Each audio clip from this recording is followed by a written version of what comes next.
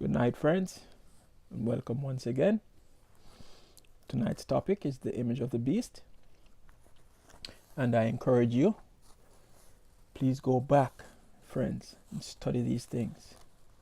The time is past late.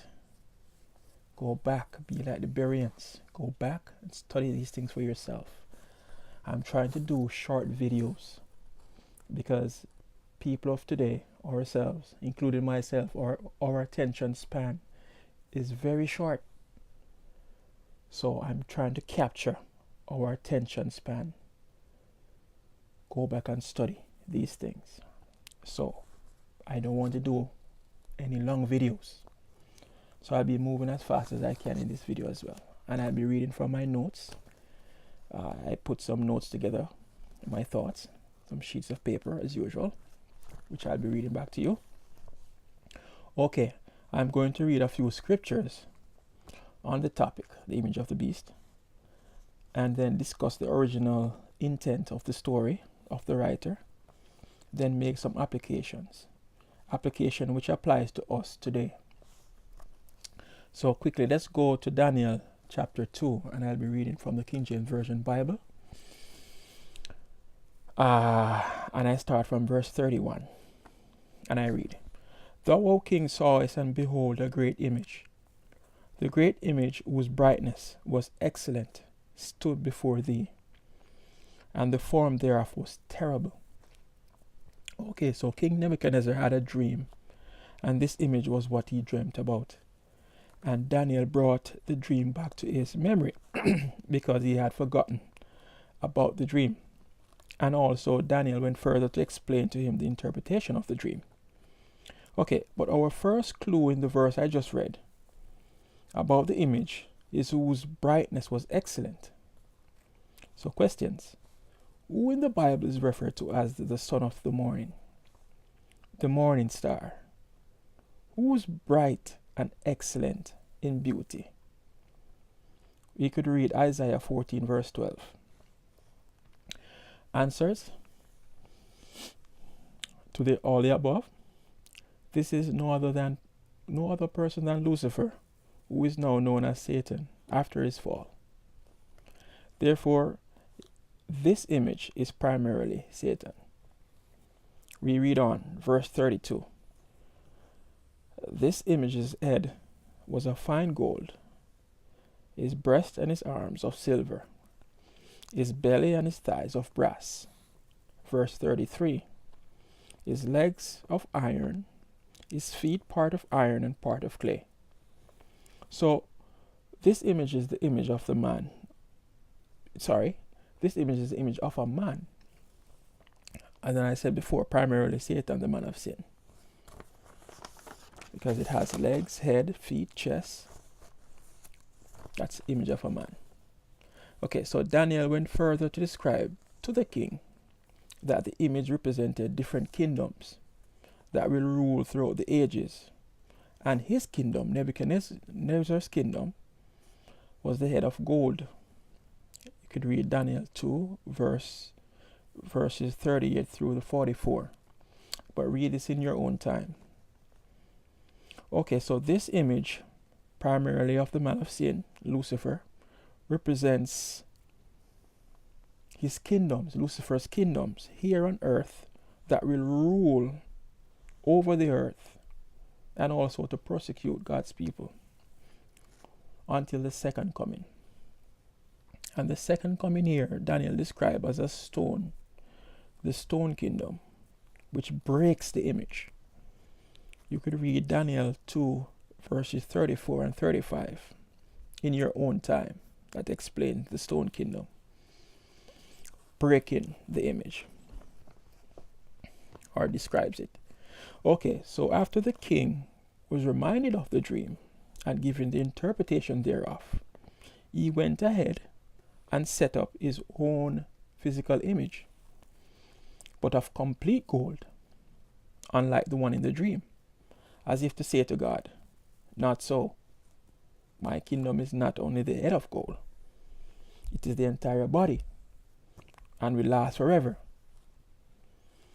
Okay, so I'm going to read now Bible verse, Daniel 3, verse 1, which explains what I just read, what I just quote.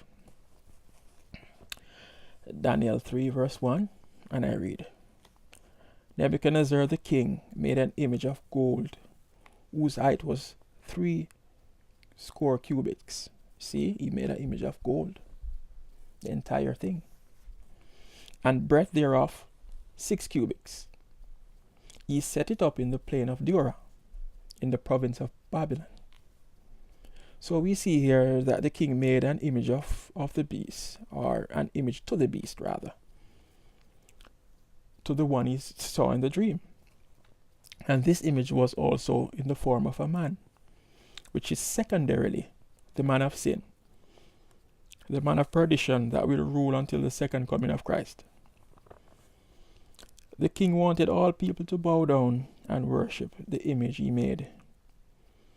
Read verses 2 through to 6 in the same Daniel chapter 3. And this image also points to the worship of the first beast, the first image, which is Satan. Okay, so that was the original intent of the story. Now let's make some applications. And the first application, in the Dark Ages, the papacy, who is the vicar of Christ or the vicar of Christ, in which way it's pronounced, which is the counterfeit, who is also Satan, or operating in the spirit of Satan, became that first image, the one in the dream. The papacy became modern Babylon, the primary man of sin through which Satan works. His representative, Satan representative. And the papacy think to change times and law and to wear out the saints of the Most High, to persecute them, who will not bow to this satanic power. And you could read Daniel chapter 7, verse 25. The papacy think to change God's calendar, his calendar week, changing the first day of the week, which is Sunday, to the seventh day, and forcing all people to bow to worship on Sunday. And he also practiced and prospered for a times, and dividing of times, or half of time. And in prophecy, time is 1 year, times 2, half of time would be 6 months. So when you put it together, it's 1260. And this is from 538 AD through to 1798, 1260 years. And you could go back and Google these things, research these things. In 538, the papacy instituted a Sunday law. Okay, so 1798, there was a separation of church and state. There was a deadly wound that the papacy received. You could read Revelation 13, verse 3, the deadly wound. But the verse also mentions that the wound will be healed and the world will once again wander after the beast. That means church and state will unite once more to persecute God's remnant people, who will not bow down to the beast, to the image, nor worship on Sunday, nor the number of his name. You could read Revelation 15, verse 2. Okay, I will now make application for our time. So that was the Dark Ages. Now to our time, the time of the end. Okay, so if the papacy is now the first image, primarily the man of sin, who continues into perdition, who now represents the image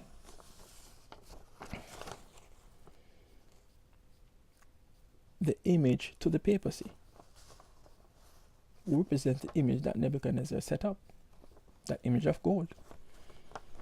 Okay, let's read Revelation 17, verse 5. And I read, and upon her forehead was a name written, Mystery Babylon the Great, the mother of harlots and abominations of the earth. Okay, so modern Babylon is the papacy, the Roman Catholic Church system. Modern Babylon is the papacy, which is the Roman Catholic Church system. I want to point that out because we are to call people out of that system. Come out of her, my people. Revelation 18 verse 4.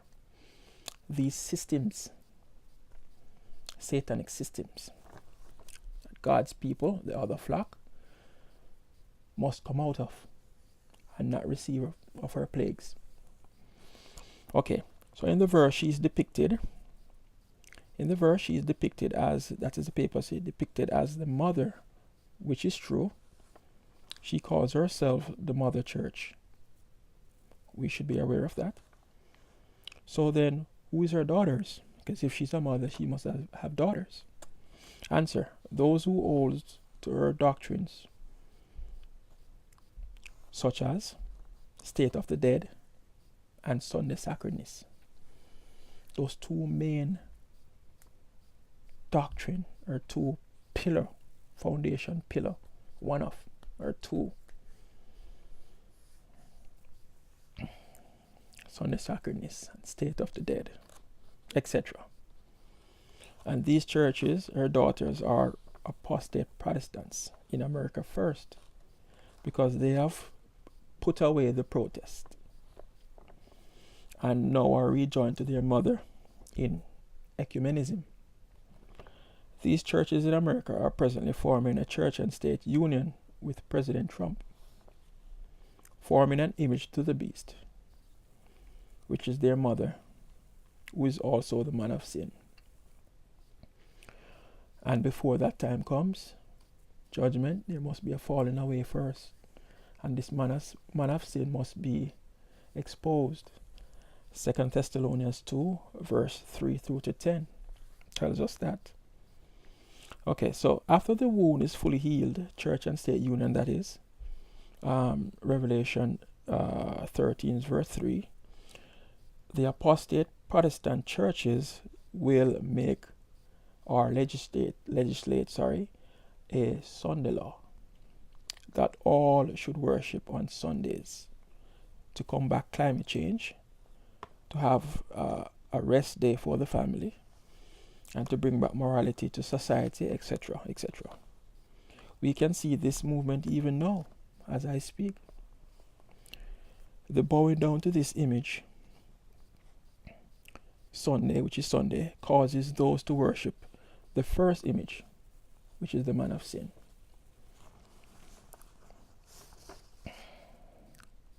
The man of sin religious law is not God's law. His encyclical Laudato Si, or in his encyclical Laudato Si, he writes, we must keep Sunday for the day of worship, for the family, and for climate change. On this point, Sunday worship, they all will unite, or they all are uniting, and will give their power to this image, to the beast. Revelation 17, verse 13. And those who will not worship the beast, nor his image, should be killed.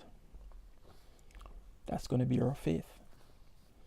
But God is our protector. Revelation 13, verse 15. You see, Satan wants worship. And Sunday is his sign between himself and his people. Like the biblical Sabbath, which is Saturday, is a perpetual sign between God and his people.